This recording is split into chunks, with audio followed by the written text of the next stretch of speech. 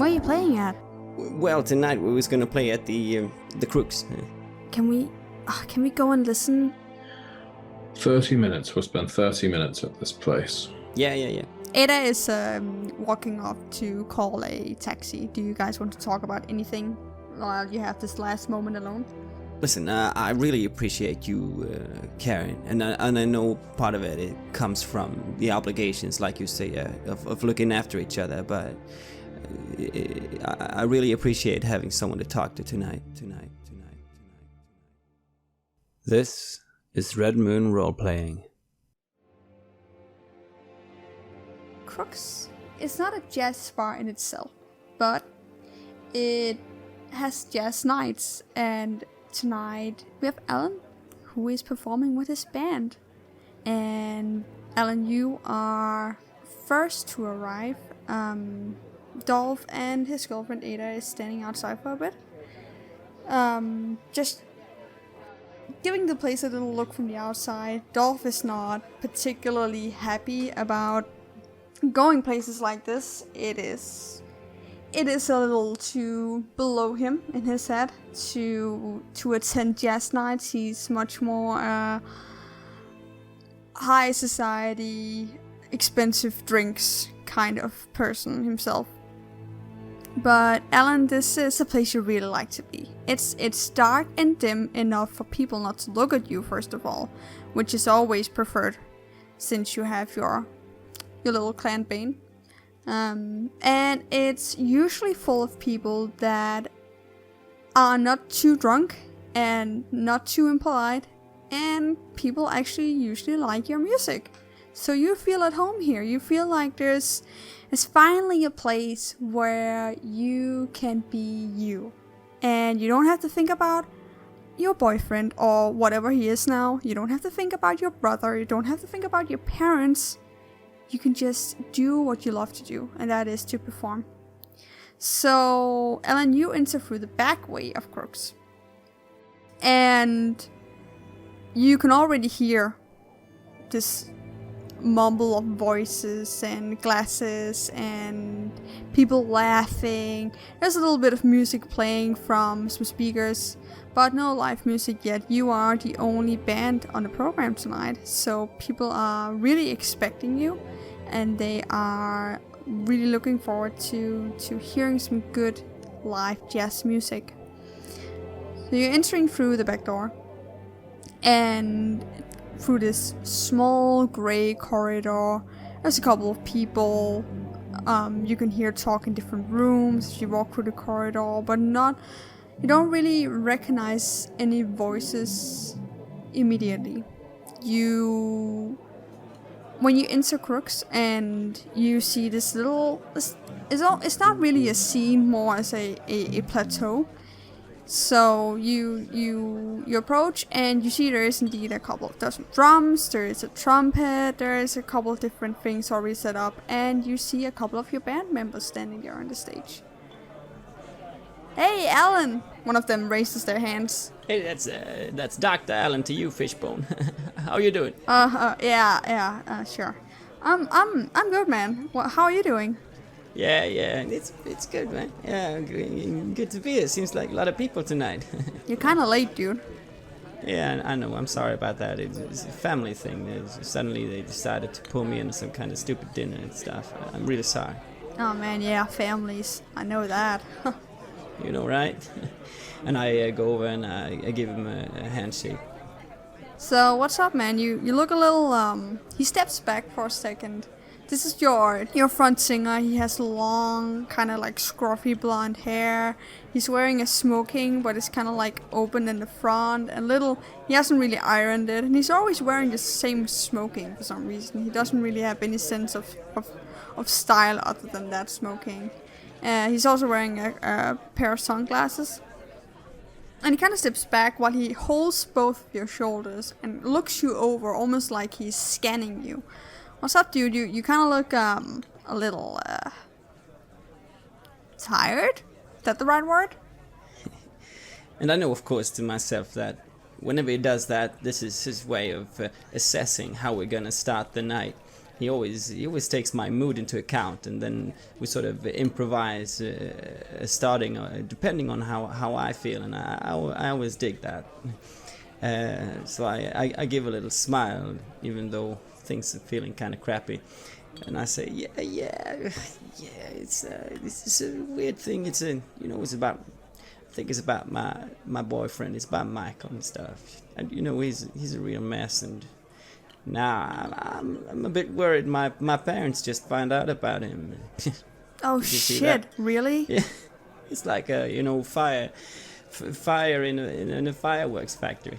Oh man, yeah. Oh. So well, did you say they did find out, or what? I don't know, man. That's the thing. You don't know? No, I don't know. What is that supposed to mean? You can't believe this. We were sitting down having the dinner with some random folks that apparently were important to my family. My dad steps out to take a phone call, and he comes in and he's wearing this face, looking at me as if I'd killed someone. We had an argument, me and Michael, earlier in the day, and I think he's enough. I think he decided to call my old man and just spill the beans. Oh shit, man, that's rough. Yeah. So I'm thinking maybe we start something. We started really. I give some really, really dramatic chords as if I'm gonna get into some kind of classical concert, and then as I'm sort of softening up, we just explode. Yeah. Yeah, I like that, man. I'm feeling like full of energy today. So I really want to express that to the audience. Yeah. I think they're pumped, and look at them. Yeah. He points out to the bar crowd, there's a couple of tables scattered around. It doesn't seem too methodical. It doesn't seem too thought through. It's kind of like round tables with bar stools scattered around. There are a couple of spotlights directed towards the stage, so it's difficult for you to distinguish the different faces in the dark crowd. They are looking up at you once in a while, but since you're not doing anything but setting your things up, no one is really paying that much attention to you. But it's definitely packed tonight. There are a lot of people in tonight, and when you look at them, you kind of get the sense that these are it's a mixture of jazz enthusiasts and a mixture of just random people who are out to get a drink. The clientele here is 30 to 50 years old, so it's a relaxed and nice environment, and you have a feeling this is gonna be good. I like that. Good. Yeah. Good energy, man. You take that energy and you become like a director of an orchestra, and then just do your thing, man. You it's gonna be great. Yeah, man. I'm totally ready for this. How's Nancy? How's the other guy? Well, ask them yourself. He points a finger towards a couple of other guys that are setting up the drums and making things ready. One of them pops his head out from behind the drum set and says, Are you two girls gonna talk all night? Are you gonna help us? Yeah. Let me get things checked, and I go over to the grand piano and have a look over it. Alright, so you take a little while you set things up, you chat with the guys. It seems like everyone is in a good mood. It's really nice. It's completely what you needed. When you are almost done, you are about to head backstage to just look yourself in the mirror, check everything, see if your mask is put on correctly.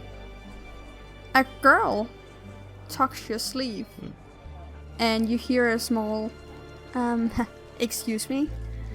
I turn around to look at her. So what you see in front of you is a girl or woman, you would say in her late 20s, start 30s. Very attractive young woman. She has long, curly red hair. She has a almost like a burgundy lipstick. Her skin is almost pale white, but not the pale white you are. A more makeup-y pale white. She has big eyelashes. She flutters once in a while behind or in front of some ice blue eyes. And she's wearing a very low-cut dress that is showing a lot of skin, both in the chest area, but also on her legs. And she's wearing a couple of high heeled boots as well. And she says, sorry, this is kind of random, but are you with the band, or? I get shocked for a moment just standing there, because usually no one really cares about me. They usually strikes a conversation with the singer and stuff, and just this beauty of it all, although it's not necessarily attractive to me in a sexual sense, it's kind of striking. So I fumble a bit. I mean, we're about to get started. I just gotta do the final touch-ups. So, are you like Alan Smythe? Is that you? Because you totally look like him. Why would you know how Alan Smythe looks like? Well, I listened to your records. Yeah. Oh, you did? Yeah. You're a fan of our work? That's safe to say. I love your work. I listen to it like every day. Oh, that's cool to hear. Yeah, I'm Alan. Oh my god, I can't even understand that I'm standing in front of Alan Smith. Oh my god. Okay, I'm fangirling so hard right now. That's fun, man. That's fun. Listen, I gotta get myself finished so we can get the concert going. What's your name? My name is Sarah. But I was kind of before you go, you're kind of trying to get past her because you're in a hurry and you have to start, and your band is kind of looking over at you now. And the room is almost going quiet because they see the band is getting ready on the stage. And she says, before you go, this is kind of weird, but would you like, can I like go backstage with you afterwards? Yeah, sure, whatever. Listen, I really gotta get started now, but yeah, sure, that's fine. I just let me just get my last stuff from the. Really? So you like? Yeah, you know what I mean, right? Listen, I'm sorry. I got a boyfriend and stuff. Sorry if you got expectations and things. You see years of fangirling just shatter in a matter of seconds in her face. She goes from having a wide smile, attentive eyes, to almost looking like she's in shock, like she's seen a ghost. She steps back for a minute. She says, sorry, what did you say? Look, I really got to get started now. I'm feeling to myself that I had enough of this judgment stuff that's been thrown at me this evening, and it's the last thing I need now that I was finally getting in the zone, and I'm kind of losing it now. So, excuse me, I need to get my things sorted, and I sent a sort of a glance over at security. You are not really catching their attention just by glancing. But there are security in place at the door. Are they? Is she letting me pass by? She is, but reluctantly. She definitely wants to talk to you about this, or she has something on her mind. And I just squeeze by, and I get out into my backstage place. All right. So you get back there. Is there anything you want to do before you stop? Yeah, I need to check myself to see that my mask is good. All right, can you describe your mask? What does it look like? Yeah, I go over to the mirror and I look at myself. I pull out an old photo, try to remember those times a bit, and clear blue eyes, the kind of rosy skin, friendly, kind of timid smile. With dark hair. Was looking okay back then, and I'm trying to channel that. I'm of a quite small stature, but try to straighten up. You make sure everything is as it should be. And are you wearing a hat tonight? I see one lying there, and I was like, ooh, that's a cool hat. I wonder whose hat that is. I gotta take that. I was in. This is gonna get me back into the zone, and I take on the hat that I see lying there next to the mirror. Maybe I'll upset someone in the band, but we'll have a laugh afterwards. It's gonna be fine. And I do the short finger warming up things. Not that my fingers are ever gonna be warm again, but I just do things out of habit, and I feel like, I can do this. This is gonna be great. And I just visualize in my mind the first chords that I'm gonna play to just catch everyone's attention. I'm gonna silence them, and it's gonna be slow and melodic until I break out into a fast-paced piece that we're gonna start off with. All right. You exit the backstage area and you walk up to the stage, which is just a step higher than the floor. You walk over to the piano, you sit down on the bench, and you let your fingers just glide over the piano. You kind of get a feeling of the piano. You've always done this. You've always become one almost with your instrument. You absorb its energy and it absorbs your energy. And this is how you get ready to really give a good show. You are always placed at the very back of the stage. This is because of two reasons. The piano is big, so normally you can't really fit it in the front of the stage because that's where the lead singer and the guitarist is usually walking. But it's also because you are not there to be seen. You are not there to be visually understood. You are there to be heard. You're there for your music to speak for you, and you are very happy about this arrangement.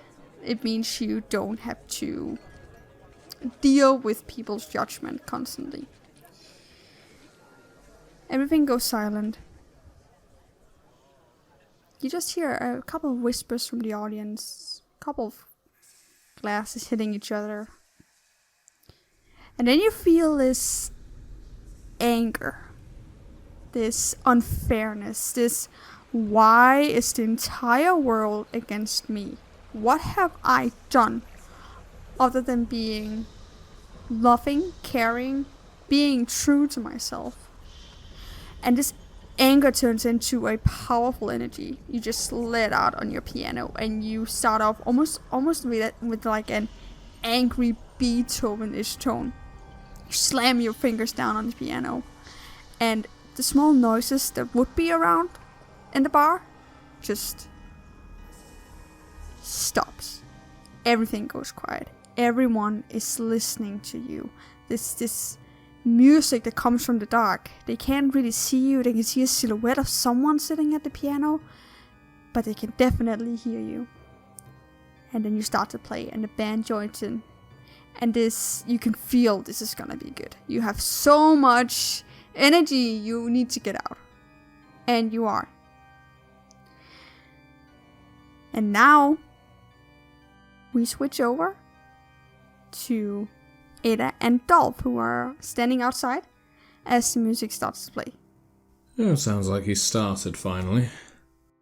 Yeah, thank you so much for coming here with me. I know it's not like the high-end fancy thing that you wanted to go to. I know there probably aren't any scouts in here either, but I just really... Believe me, I didn't want to go to that thing either.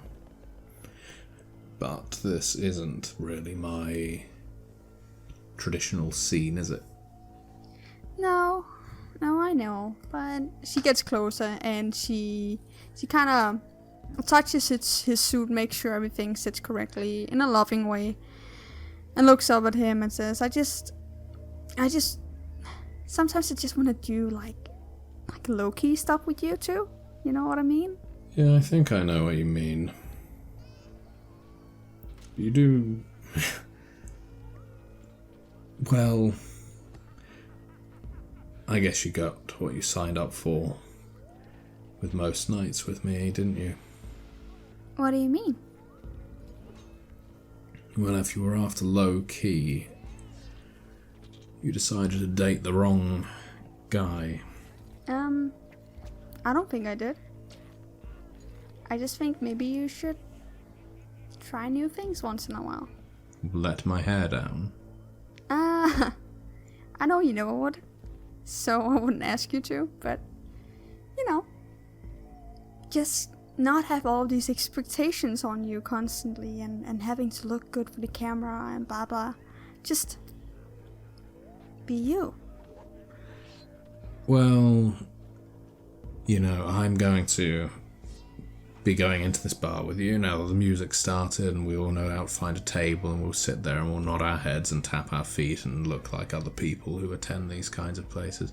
And in the back of my head, I'm going to be thinking, is there anyone here who's going to recognise me, take a photo of me, put it on their sonogram or other social media, and tag Dolph Sheng in CD Dive? Well, you'll be with me at least, and we'll both be on the front cover of some magazine tomorrow. Well, as long as it's GQ or Cosmopolitan and not I'm Loving It. Dolph, just relax. It'll be fine. There'll be no one here that recognizes you, I'm sure. What are you trying to say? Nothing. Let's just go inside. Yes, I'm slightly on edge. It's fine. Let's just go in and have a nice time. We are not here long, remember that. No, I know. I'm aware. She walks inside, and you can hear the music start playing, and even you, Dolph, you are impressed by the... You don't know a lot about music, but you can definitely tell when you hear good music and bad music, and even though it's jazz. And you are a bit impressed by how well this band is playing.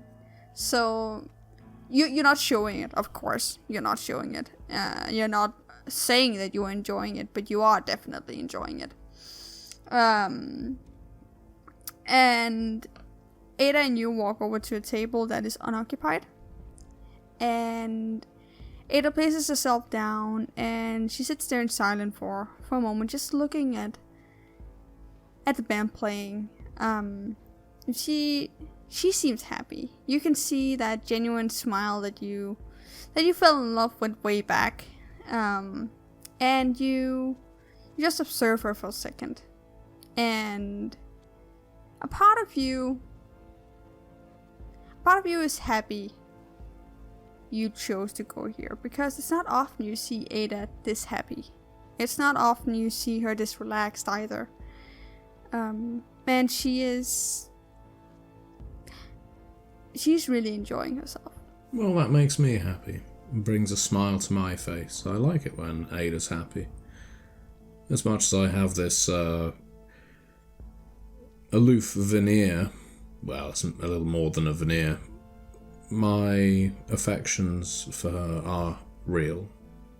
And so, if she's there and she's relaxed, then I'm a little more at ease. And I'm looking around just to make sure no one else is staring at her. You look around, it doesn't seem like anyone has really noticed you. It is quite a dark bar, so you're actually quite satisfied with that, because that means that at least the most drunk of the people in here will not recognize you or Ada in any way. And you've also found quite a secluded table in the corner of the room, on purpose, of course, so you can feel like you at least are not being watched from the back. And before we continue with Ada and Dolph, we will switch over to our last player, Vincent. Vincent, you've had a horrible day. A confusing day. A day where you've been personally and artistically and professionally made a fool of. You are at a stage now where you just think, you know what? It doesn't matter. I can hear that something is going on inside of that club in there, and I don't care what it is. I'm just gonna go in and enjoy myself. For once, I'm not gonna spend the night at home. No, I'm going to go out. Yeah, I'm probably gonna spend a lot of it brooding, but in a way, I could use a distraction. Who knows, maybe even something to eat. You never know, this place could have a surprise. I'm gonna go in this place, yeah. I tell Teller to, just park somewhere and I can page him when I need him. He can go just sit in a car somewhere. That's fine for him, I'm sure. And who knows, maybe I'll get some inspiration, because the biggest thing on my mind is how do I ruin this guy without my sire knowing it was me who did it?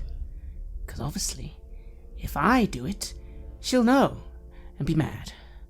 So I need to think on that. Yeah, I'll come up with something. And yes, I start heading into this establishment. Alright, so you head inside, and you can also hear this music playing. And although you are in a bad mood, although you are brooding, you've always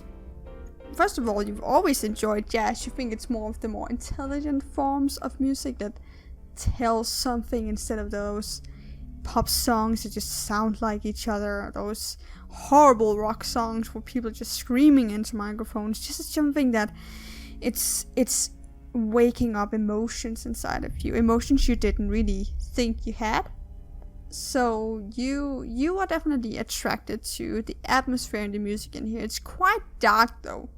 You can see better in darkness because of your vampirism, but you're not really a fan of the ashtray, drunk people laughing around tables, girls giggling loudly. That's not really your thing. You enjoy a quiet night at home with a good glass of Vitae instead of this. But if you had to choose a place to go out, well, I guess it might as well. It might as well be in here. Yes, it's not my usual kind of thing, but I confess, there's some skill to this music. Must be a good musician. And yeah, I've always liked jazz. I started liking it back when I was a kid, in the 80s. Slightly different then though, but no, this is... This person sounds like they really are drawing from old school stuff in a way, don't they? You walk into the room. You don't really find a table to sit. You find it a little awkward to sit alone and occupy an entire table. So you place yourself close to Dolph and Ada's table. And Dolph, you are seeing this man walking into the bar. And could you give us a quick description of what you look like tonight, Vincent? I could. So, Vincent is a man of medium height, reasonably well built actually. Not exactly a massive body-built person, but the kind of person who you think, oh, they probably go to the gym, or they go for a run every now and then. I can see that. I've got short dark hair, quite stylized. Nose, it's a bit too long, a bit too sharp. It kind of gives me, even though I look quite youthful, definitely my attractiveness goes down a bit because of that nose. I'm wearing a quite nice sort of suit, but not like a businessman suit, more like a sort of lounge suit made of, lighter fabrics, sort of a casual suit as opposed to a proper suit. And as I sit down, you'll have noticed I totally have come in wearing sunglasses. However, I am, it seems, admitting even in here it's a bit dark, and I'm taking them off and putting them into my coat. You stand there for a little while. You enjoy the music. You scoff at a couple of people who are sitting at a table near you who keep spilling over their beer, and you kind of step to the side, and another one at the other table next to you is smoking, and he's coughing constantly and pushing smoke clouds out towards you. And this is some expensive clothing you're wearing right now. You don't really want to get it dirty. So you don't really feel like you can stand anywhere without being attacked by disgusting mortals. But you are enjoying the music, and you find yourself captivated by it. You kind of study the entire band. There is a man who seems like he hasn't had a haircut for 4 years, singing some low, grouchy tones, almost inaudible, but you can definitely hear that there is emotion and soul and feeling in the music. There is a guy on a bass, a contrabass, who is wearing a hat and a couple of sunglasses. He looks like a typical jazz musician. He's wearing a pinstripe suit too. It kind of reminds you of a person who will live in the 1950s. You see a guitarist who seems a little too hyperactive to be a part of a jazz band. He's constantly running back and forth on the stage. He also seems like maybe he's on drugs. You're not quite sure. And then you hear a piano. You see corners of the piano being illuminated by this light, the stage light. But you don't really see who's playing. You see a silhouette, and you see the brim of a hat. And the tones coming from that piano is fantastic. It intrigues you a bit. It's like when you see good artwork, you want to know who did the artwork, what was their motivation behind it. As you stand there, suddenly you feel a bump on your shoulder, and you feel your entire left arm getting wet. It soaks into your entire upper part of your outfit, your jacket, and you can feel it almost like dripping down from your sleeve and onto the floor and onto your shoes too. And it's this vile artificial grape smelling drink that has apparently been spilled on your suit. I slowly turn to see the source of the spill.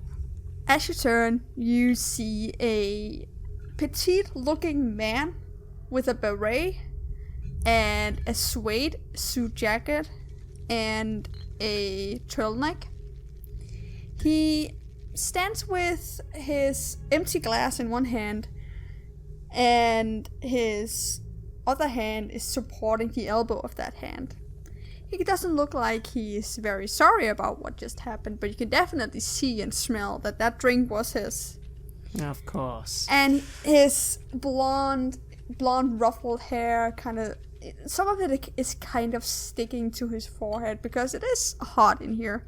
And he smiles with an ironic smile and says, "Oh, I'm sorry.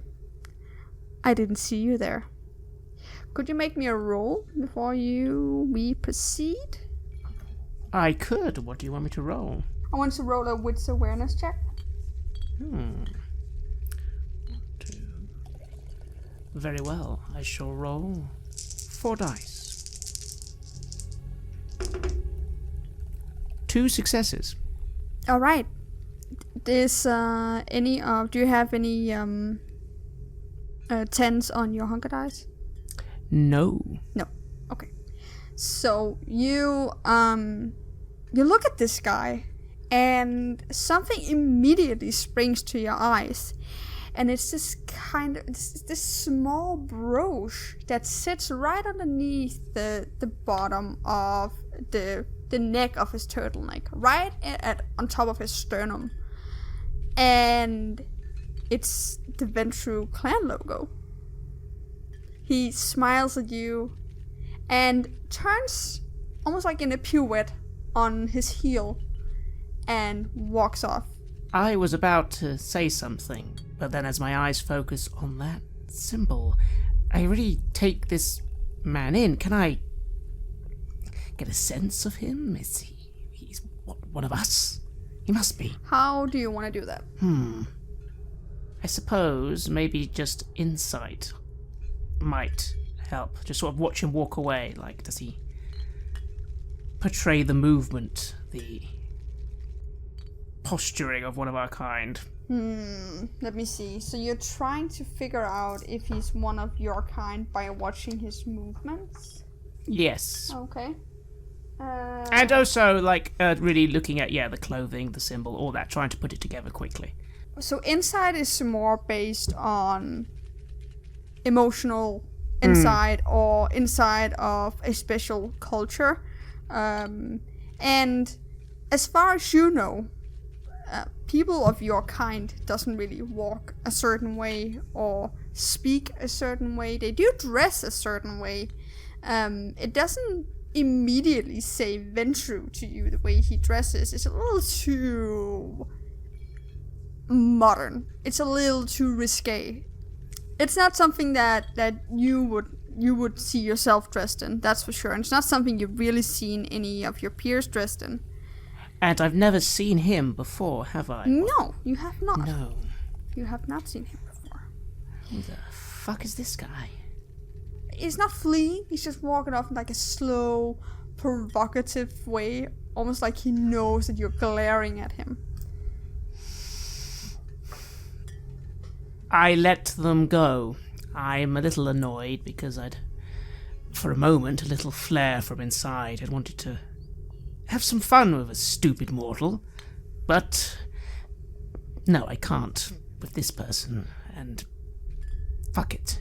Who the fuck are they? I make a note, mentally. Look at the blonde. He was blonde. And also wearing the symbol like that. Like, the fuck wears... That's not... My side would not approve of that. Yes, so you make a mental note of what this person looks like. You do it successfully. It's not too hard. You are used to observing and remembering art pieces, very intricate art pieces. You can certainly also remember how or what a person looks like. He walks off, and soon after he disappears into the crowd. And Dolph, you are seeing this too. And you are seeing exactly what is happening here. You saw the guy walk up and to Vincent, and you saw him deliberately throw his drink at him. You saw the interaction. You couldn't exactly hear all of what was said, but you could definitely see what was going on there. And you kind of wonder what happened there. Ada looks back at you, like kind of like a mix of worry and amusement in her eyes, and leans over and says, "So, what do you think happened there?" Could be just some idle flirtation. I've honestly no idea. I don't know either of them. Flirtation? Really? He soaked his entire sleeve. Well, don't you remember that time I soaked some of your clothing to make you get out of it?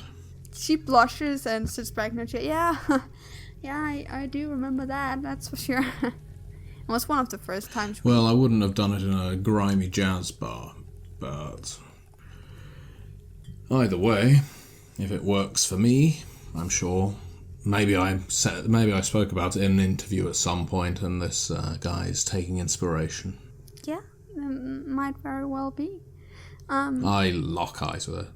Don't worry, I don't kiss and tell. I wouldn't speak about things we've done in an interview. No, I know. She looks down in her hands that are folded on the table. A moment after, she gets up from her chair and she says, "Well, let me go. I'm gonna go buy at least me a drink, if that's okay." Feel free to get me a tap water. Okay, I'm gonna get you something. Do you have any money on you? Well, I've got my card. Can I borrow it? I don't really have mine. You don't really have yours, or you just don't have yours? I forgot it at home. I'm sorry. You forgot. Well, in that case, I'd better go up. You sit down, stay comfortable. Okay. I'm not having you using my card. Do not need attention when the barman inevitably says, "This isn't you, I'm going to call the police," and so on. You're being a little paranoid, but okay. I wasn't going to go out and use all your money. I didn't think you were. But my name is on that card. Use your head. Okay, I'm sorry. She sits down and she does that usual thing where she retracts into herself. Where she knows if she continues this, it's just gonna end badly. So she just gives up the fight and sits back. Fuck's sake. Fine. Yes, I'll get you a drink. I don't ask what she wants. I'll just go up to the bar and get her a drink. There's a couple of bartenders. Excuse me. Well, you immediately catch the attention of a male bartender that walks up to you. He's kind of mixing a drink as he speaks to you and kind of yells over the sound of the mixing. Can I get you something? 2 drinks, please. A tap water and a small white wine. Tap water, he says. He mumbles to himself. Fine, mineral water. Mineral water is just as fine. Right, mineral water it is. You know, we have beer too. Which is cheaper? Water. Mineral water is fine. He bows down and opens a fridge. It's not like I'm gonna drink it. It's placed on the floor. He takes out a mineral water and he opens a bottle of white wine. You want to taste it first? I didn't know this was such a high-class establishment. No, I trust your sommelier skills. I mean, it's just... You don't have to if you don't want to, man. It's just a kind request. I just imagined you would have some house wine in a fridge. So kudos to you for offering your customers that privilege. I'm not a drinker myself anyway. So no thank you. To be honest, man, I've seen it on TV and I kind of feel like, you know, I look at your suit and you don't seem like a guy that belongs here. Well, that's nice, thank you. Right. He pours you a glass of wine and hands you the mineral water. While this is happening, you'd have noticed, well, I excused myself to go to the bathroom of this establishment to try and dry off my ruined sleeve. Yes. And there is a hand dryer in there. But it gets semi-dry. It's a little damp. Luckily, you're wearing something dark, so it doesn't really stain, or the stain is not visible, at least not in this light.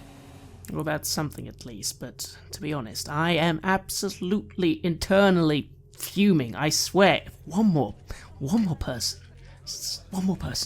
So the bartender is trying to chat you up, Dolph, and it doesn't really seem like it's working. But he tries one more time. So I feel like I've seen your face before somewhere. Are you on the news or something? No, I don't think I've ever been on the news. I'm a male model by trade. That's probably where you have seen me if you ever have fashion magazines or anything like that. I mean, I'm not really on television terribly often. I'm more in publications. I mean, my wife has something at home. Maybe I've seen your face on something. Maybe. Sometimes they just use my face to model hair wax or male beauty products. Wasn't there an interview in Elle magazine about you? About me or with me? Well, with you and about you. Well, possibly. I do a lot of interviews. I'm not being too arrogant when I say I'm one of the top models in this part of the country and possibly world. So why? What was there something particularly striking about this interview? No, it's just I think that's what I saw on the front page at home. My wife reads that magazine constantly. She reads Elle. Yeah, she does. Yeah, makes sense. Yeah. And I thought I'd seen your face before. How much do you earn? That's Can I ask that? That's a very personal question. Yeah, but I'm just curious, because being a male model is kind of like... Is it a line of business you're thinking of getting into? I mean, he laughs and he as he mixes another drink. I don't know, man. I don't think I have the looks for it. Oh no, you downplay yourself. Really. They want models for all kinds of things these days. They want models for cars, for casual wear. Sometimes they get real freaks out on parade just to wear a pair of jeans in. So I'm sure if you want to be a model, there will be someone prepared to take your photograph and some website prepared to host it. You just keep aiming for the moon. Oh, really? He takes his hand up to like this big beard that looks like it hasn't been trimmed in a long time. Do you think I should get rid of the beard then? I would say the beard probably gives your face character. I imagine without the beard you would look like someone without character. Oh, that's what the missus says. Maybe she's right. Maybe I should do something else, I've been a bartender 10 years now. Wow. There must be something else in this world that's for me. I'm sure there is, although I have to applaud your commitment to this very important role in the community. Well,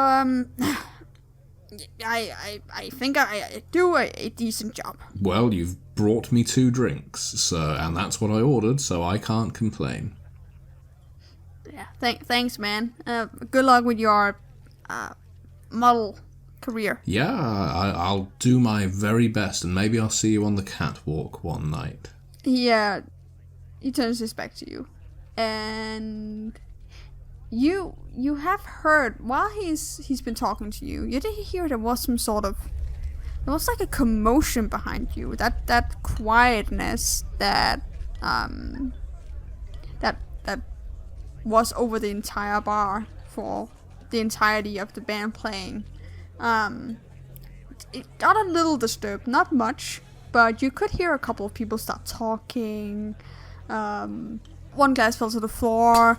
You could hear there was a commotion, but you didn't really pay too much attention to it. This is a bar full of drunk people. Of course, there will be some sort of commotion once in a while. You cannot expect them to be as quiet as a church.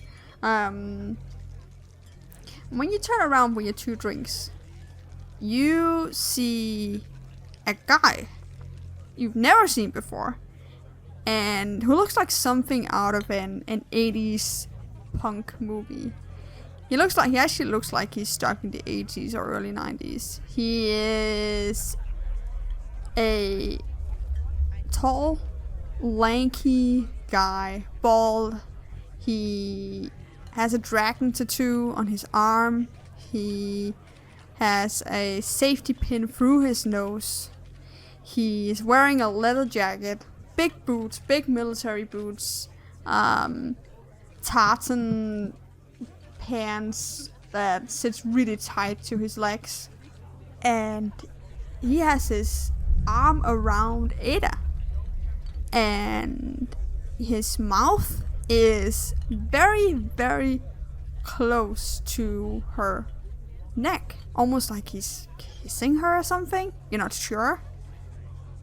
Well, my first instinct when I hear glasses smash and everything is someone being very disrespectful to Alan while he's playing his piece, because as much as I dislike jazz as a general rule, I can't deny the man's talent. He's clearly got it. But as I muse on that and make my way across the bar and see that my girlfriend has attracted an admirer, to put it one way,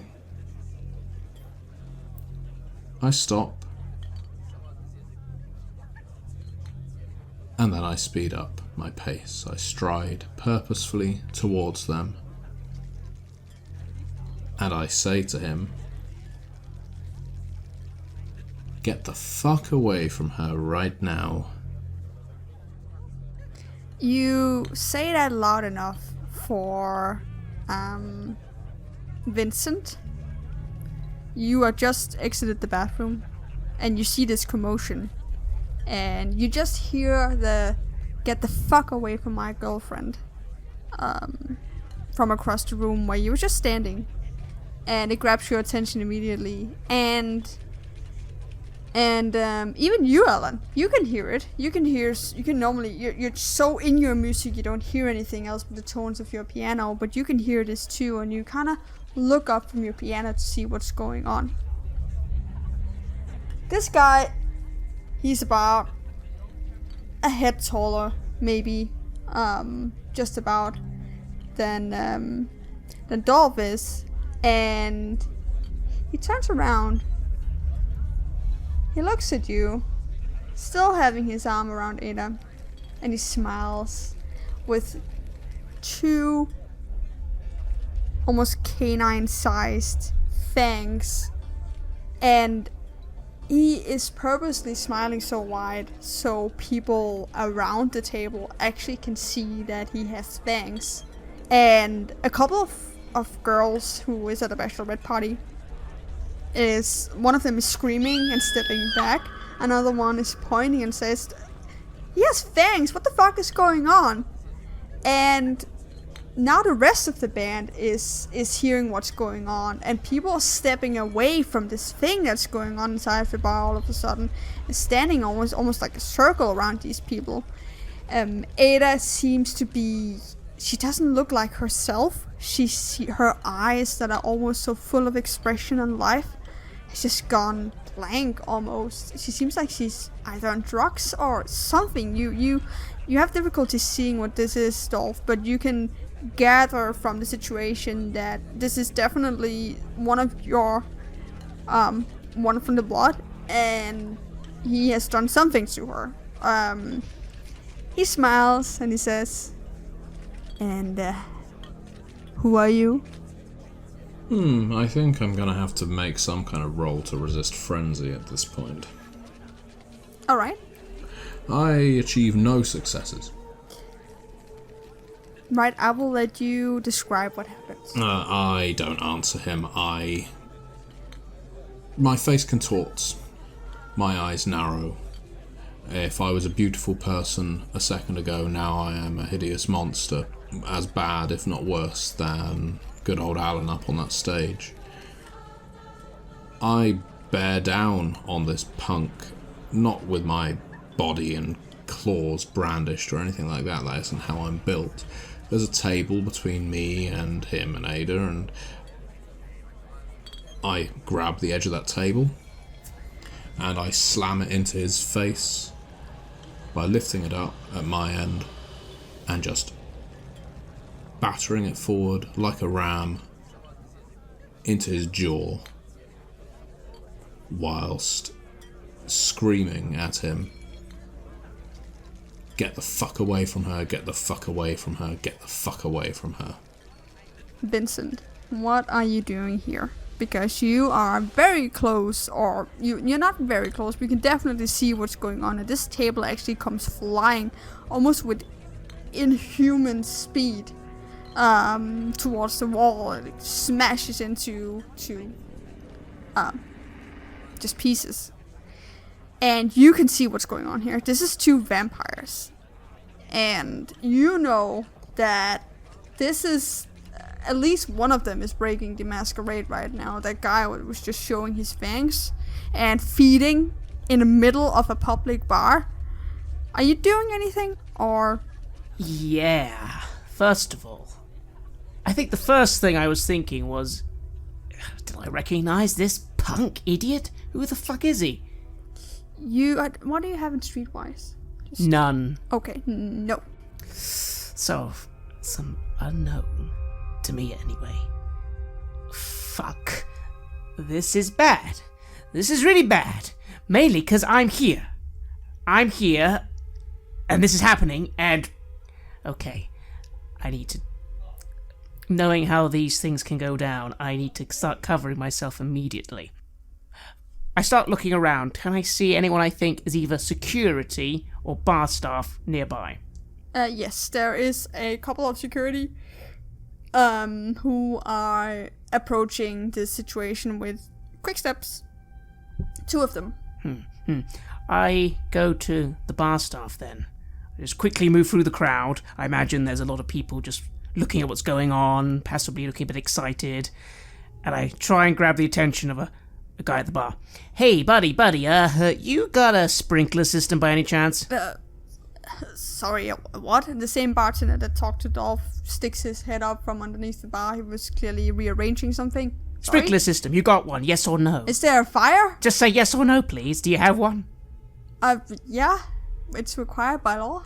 I look him dead in the eye and use mesmerize. Ooh, okay. So what do you want to use mesmerize for?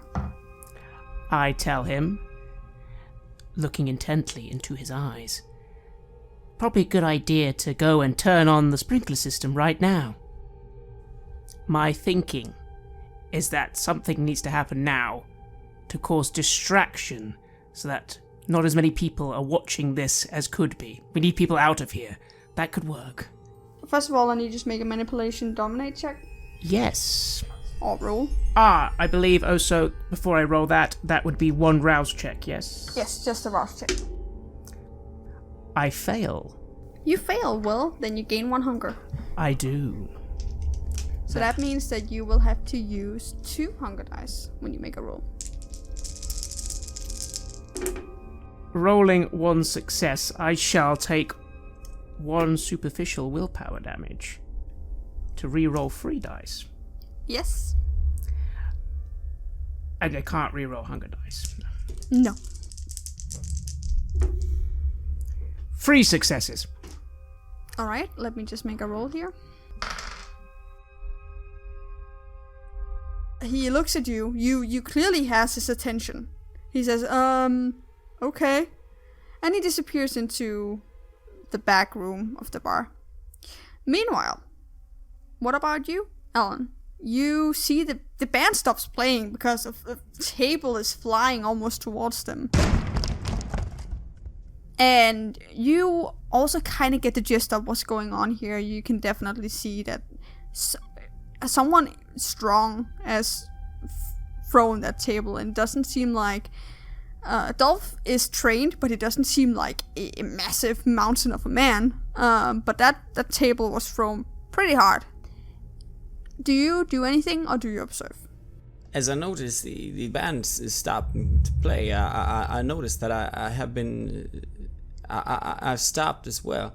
And I just exchange glances with the other people in the band, like, what the fuck do we do?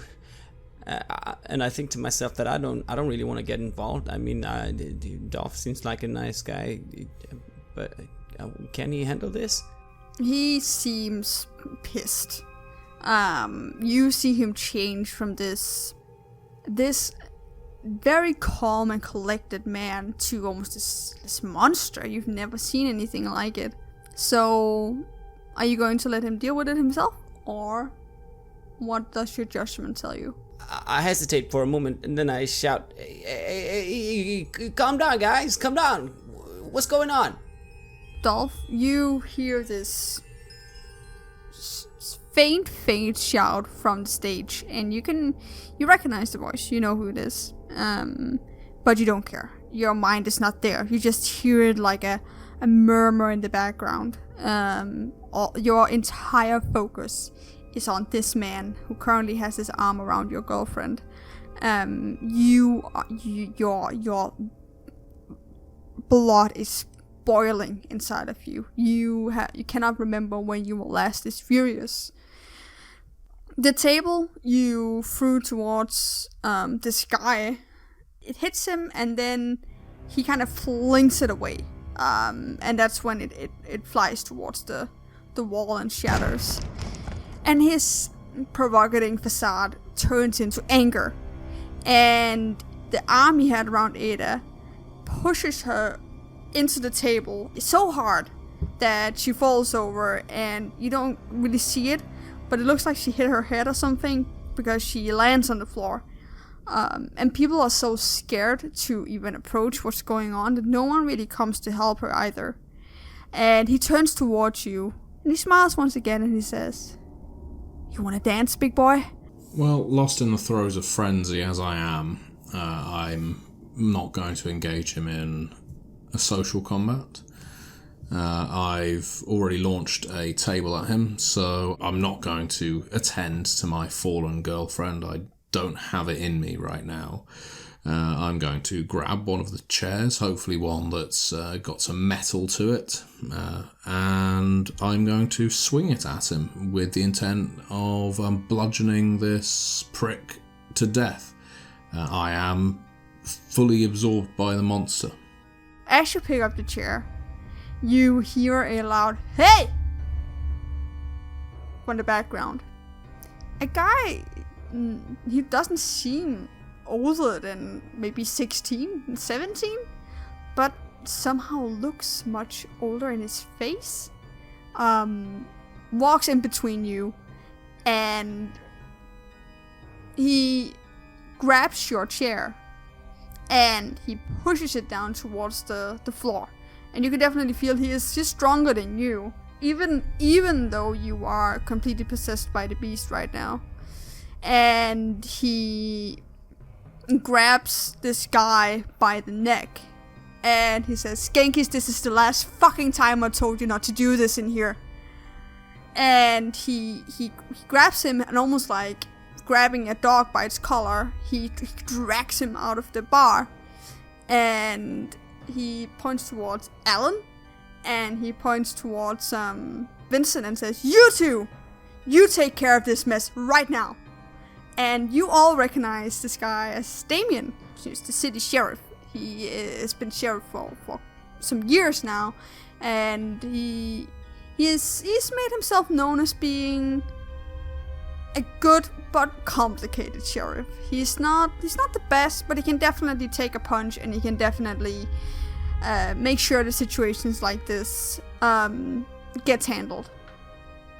So, Alan, what do you do?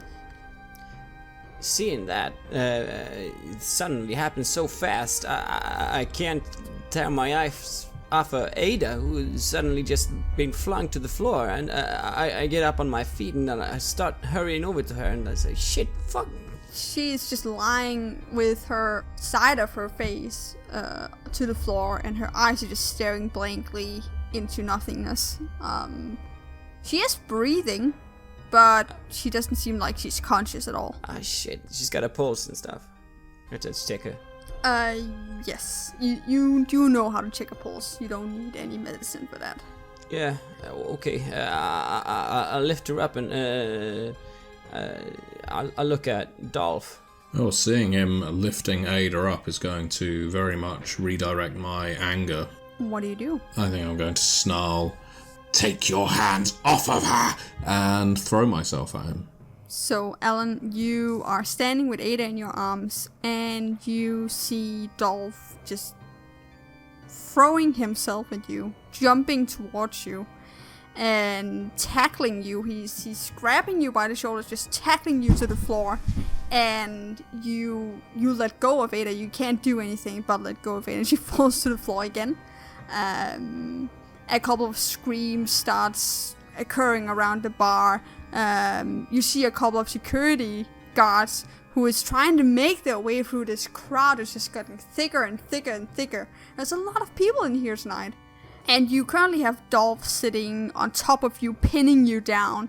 And he is, that nice, sweet, calm man you saw from before just turned into this beast. You've never seen anything like this before.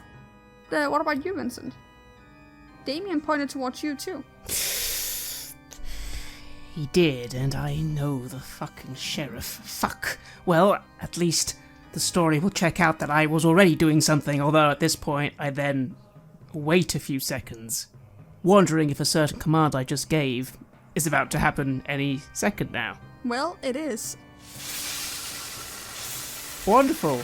How good is the sprinkler system here as it's activated? It's not the best. A couple of them isn't really working, but the sprinkler system above you is working, and above the band is working, and people are starting to flood out.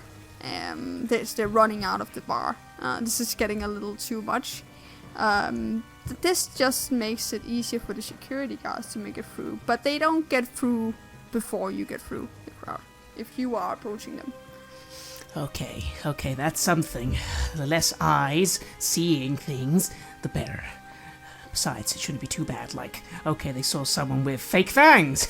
Some rocker with fake fangs trying to look tough. I'm sure that's how it'll be spun, but I need to take care of this fucking idiot. What the fuck is he doing? I will try and make my way over to Dolph, currently going fully for Alan. And I'm just going to be like, hey, you, just look at me, quick, you. So, Dolph, you see this random guy trying to get your attention. Yeah. If I can, I am going to try and make eye contact. I don't think I can calm him down totally, but maybe if I could just get him to stop fucking moving, and, well, hopefully whoever this person is can control themselves enough for that, but fucking hell.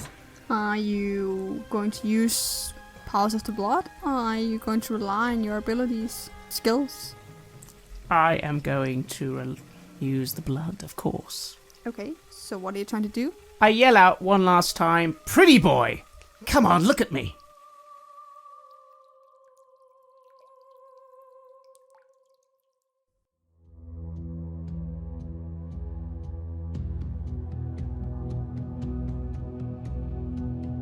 You have listened to an episode of Red Moon Roleplaying, where we played the chronicle The Sacrifice from Chicago by Night for Vampire the Masquerade 5th edition.